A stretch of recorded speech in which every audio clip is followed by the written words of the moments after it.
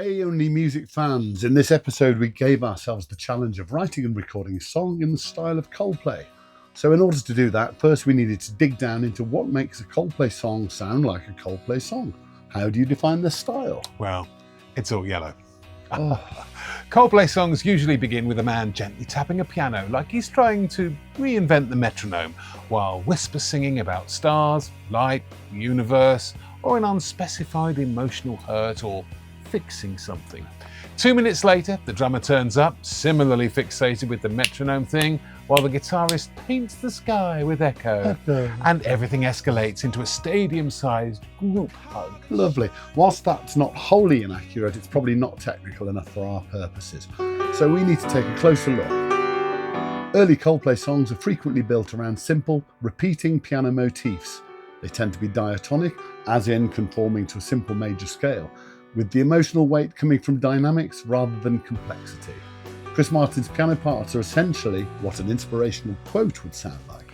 So, while Jules was looking for the lost chord, I started jotting down some lyrical ideas with a typically Coldplay feel. We'd noticed that their metaphors are simple, but earnest. If something is broken, it will be fixed. If you're lost, something will guide you. And if it's dark, don't worry, something will light up pretty soon. We decided pretty quickly that light could be our central theme. Meanwhile, I'd hit upon this little 4-note melody with a 4-chord pattern to accompany it.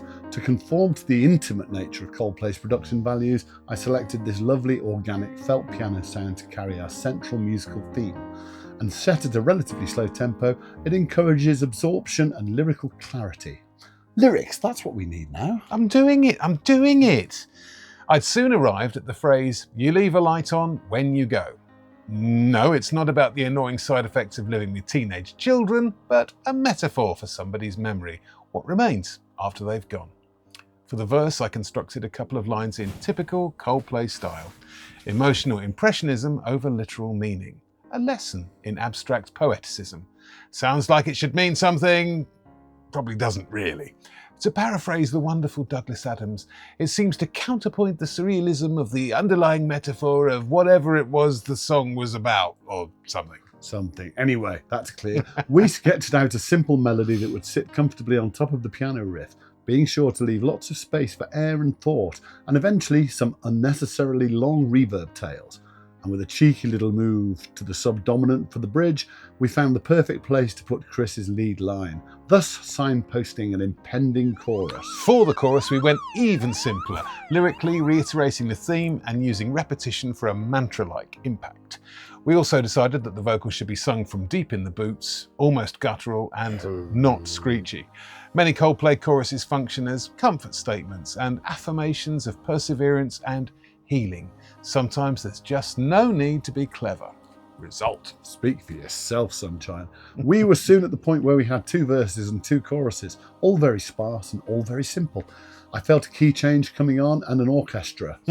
We fashioned an instrumental section so that we could tick a lot of other Coldplay boxes. For the drums, I mimicked the sound on In My Place using an East-West stadium kit. Of course, it had to be a stadium kit. We knew it was a stadium kit because it said stadium kit on the kit description. Nestling in the instrumental section, we wrote an anthemic chant line for multiple unison vocals, gang vocals, which sat nicely behind a repeated lead vocal singing, "The light goes on." Then we layered a multitude of orchestral instruments before adding the piece de resistance, a huge, sustained Johnny Buckland-style guitar part. Yep.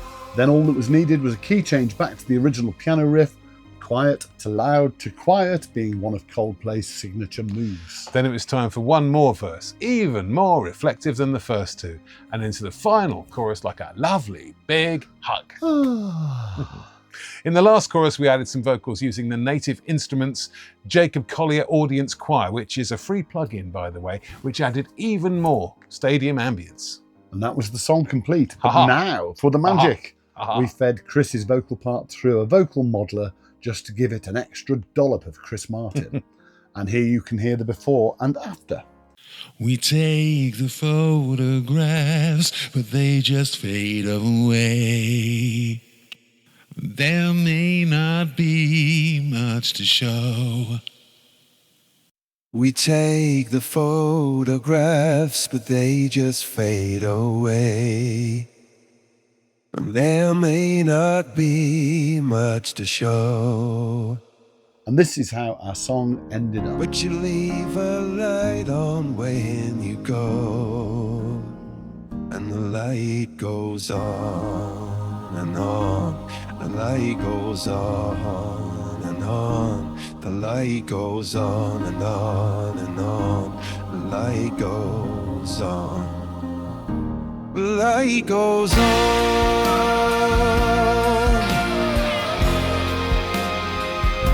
And if you want to hear the whole song in its entirety, click the link below. Hope you've enjoyed. Come back next week when we'll be doing the same thing with Zig Zig Sputnik. No, we're not. I'm not doing Now that. come on, we talked about this, about Tight Fit, No, Hazy Fantasia, absolutely not. Lena Lovitch, No. Splodgenessa Bounds. Fuck off. Okay.